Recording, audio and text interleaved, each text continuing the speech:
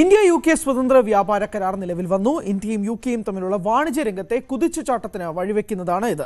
ബ്രിട്ടനിൽ നിന്നുള്ള scotch whisky, കാറുകൾ തുടങ്ങിയ ഉൽപ്പന്നങ്ങൾക്ക് ഘട്ടം ഘട്ടമായി ഇന്ത്യയിൽ വില കുറയും.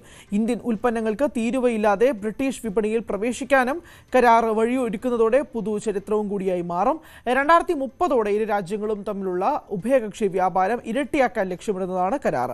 കഴിഞ്ഞ വർഷം ജൂലൈ 24-നാണ് കരാറിൽ ഒപ്പുവെച്ചത്. സമഗ്ര സാമ്പത്തിക വ്യാപാര കരാർ എന്നാണ് ഇന്ത്യ UK വാണിജ്യ കരാർ അറിയപ്പെടുന്നത്. കർഷകരായിരിക്കും ഇതിന്റെ ഏറ്റവും വലിയ ഗുണഭോക്താക്കൾ എന്നാണ് വിലയിരുത്തൽ. കരാർ നിലവിൽ വന്നതോടെ ഇന്ത്യയുടെ കാർഷിക ഉൽപ്പന്നങ്ങൾക്കും സംസ്കരിച്ച ഭക്ഷ്യ ഉൽപ്പന്നങ്ങൾക്കും ബ്രിട്ടീഷ് വിപണിയിൽ തീരുവയില്ലാതെ പ്രവേശനം ലഭിക്കും. ഇന്ത്യൻ കാർഷിക ഉൽപ്പന്നങ്ങൾക്കായി ബ്രിട്ടീഷ് വിപണി കൂടുതൽ തുറന്ന് കൊടുക്കുന്നതാണ് കരാർ. യൂറോപ്യൻ രാജ്യങ്ങളിൽ നിന്നുള്ള കയറ്റുമതിക്കാരെക്കാൾ മികച്ച ആനുകൂല്യങ്ങൾ ഇന്ത്യൻ കർഷകർക്ക് ലഭിക്കുമെന്നാണ് കരാർ വിഭാവനം ചെയ്യുന്നത്.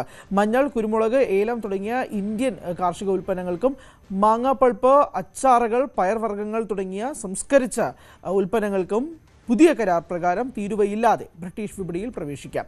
ഇത് കർഷകരുടെ വിപണി വിശാലമാക്കുന്നതും കൂടുതൽ ലാഭവിഹിതം നേടാനും സഹായിക്കുന്നതും ആണ്. UKയിൽ നിന്നുള്ള ഇറക്കുമതികൾക്കും ഇന്ത്യൻ വിപണിയിൽ വിശാലമായ സാധ്യതകളാണ് തുറക്കുന്നത്. തീരുവയില്ലാതെ ഇന്ത്യയിലേക്ക് കയറ്റുമതി നടത്താം. ബ്രിട്ടീഷ് ഇറക്കുമതികളിൽ നിന്ന് ഇന്ത്യയിലെ തന്ത്രപ്രധാനമായ കാർഷിക മേഖലയെ സംരക്ഷിക്കാൻ നടപടികൾ സ്വീകരിച്ചിട്ടുണ്ടെന്ന് സർക്കാർ വ്യക്തമാക്കുന്നു. ആഭ്യന്തര കർഷകരെ ബാധിക്കാതിരിക്കാൻ പാൽ ഉൽപ്പന്നങ്ങൾ, ആപ്പിൾ, ഓട്സ്, ഭക്ഷ്യ എണ്ണകൾ എന്നിവയ്ക്ക് തീരുവ ഇളവുകൾ നൽകില്ല.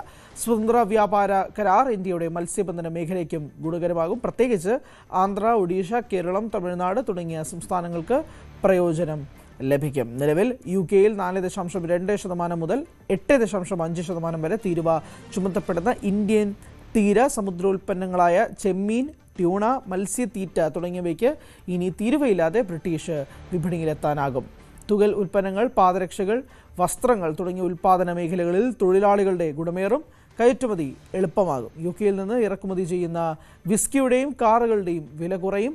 മെഡിക്കൽ ഉപകരണങ്ങൾ ഉൾപ്പെടെയുള്ള മറ്റ് ഇറക്കുമതി ഉൽപ്പന്നങ്ങൾക്കും ഇന്ത്യയിൽ വില കുറയും. 2025 ജൂലൈയിൽ കരാറിൽ ഒപ്പുവെച്ചതിന് പിന്നാലെ ബിസിനസ് നടത്തുന്നതിനുള്ള ചെലവ് കുറയ്ക്കുകയും ബിസിനസ് നടത്താനുള്ള ആത്മവിശ്വാസം വർദ്ധിപ്പിക്കുകയും ചെയ്യുമെന്ന് പ്രധാനമന്ത്രി നരേന്ദ്രമോദി പറഞ്ഞിരുന്നു.